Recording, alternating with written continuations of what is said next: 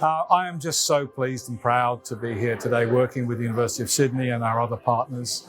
I think days like this are important because it's a format to bring together so many different stakeholders. And I think within health, we often forget who the stakeholders are.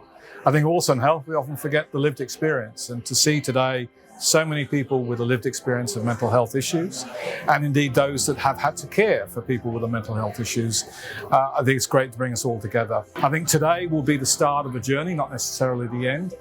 And I would hope that following this, that we can start to evolve better systems and modelling for not just mental health in youth and young people, but across the health system itself. Lived experience is one of the most important pieces of this process because there's so much that we're missing in our data collection, in our service delivery, in our commissioning models at the moment because lived experience hasn't been a part of that. And I think that's what's meant to differentiate this project from other approaches and tools that we've developed in the past, is that we've got those direct experiences of this regional system, and that's feeding into the model at this stage in the process. It's not coming in later, it's not coming in afterwards, it's coming in now. I think that the approach to co-design here has been incredibly authentic and genuine, and that's incredibly important for a successful product at the end of it, is that everyone feels like they're involved, feels like everything that they say is directly feeding into it. And so even if we can't have a perfect ratio of stakeholders or everyone's available on the same time at the same place, what we develop is still going to be authentic and genuine and true. The potential for me is actually to take an analytical view around making decisions, which I love. I think that sometimes the loudest voice can sometimes mean where that direction goes, and that's not necessarily always the most appropriate response. So taking a step back and actually being considered about changes that you make for this region that is data informed and that can evidence a good outcome or an improved outcome, I think is a good thing. There are some thoughts shared amongst the other young people that a lot of the professionals in the room were like, oh, we didn't even know. I'm like, oh, that's why we're here, because there are some things that there are gaps that need to be filled and that can only be filled by people with lived experience. We don't use data enough or outcome data enough to inform decisions or review and analyse how we're actually doing things. So to actually create or step back and use the data to create something new or look at how things should improve rather than retrospectively looking at, oh, we've done this for 12 months, this is what the data says.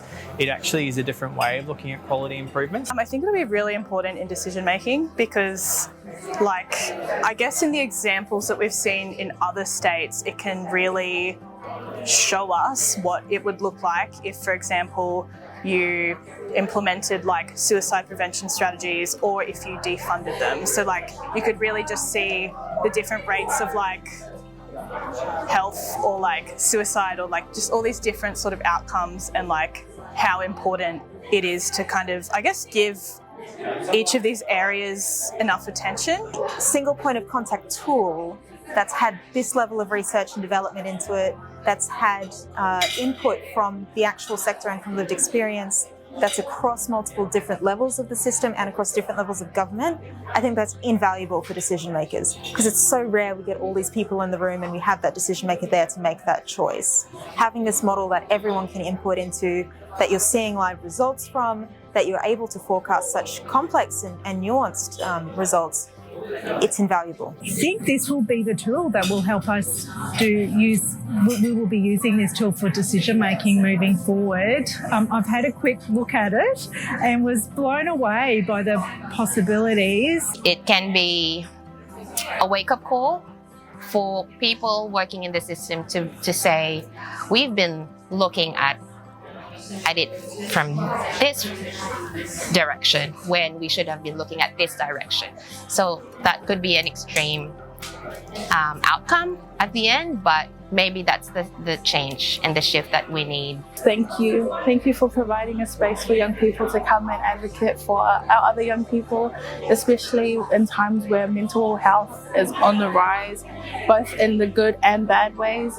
Thank you for allowing us to be part of the good. I think the potential for this project is limitless. If we get it right now, that's 10, 20, 50 years of inaccuracies and lost costing and poor service provision that we can avoid.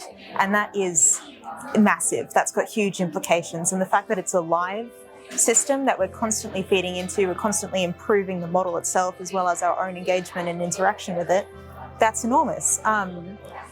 It's got the real potential to be a gold standard, I guess, for commissioning for youth mental health services across Australia.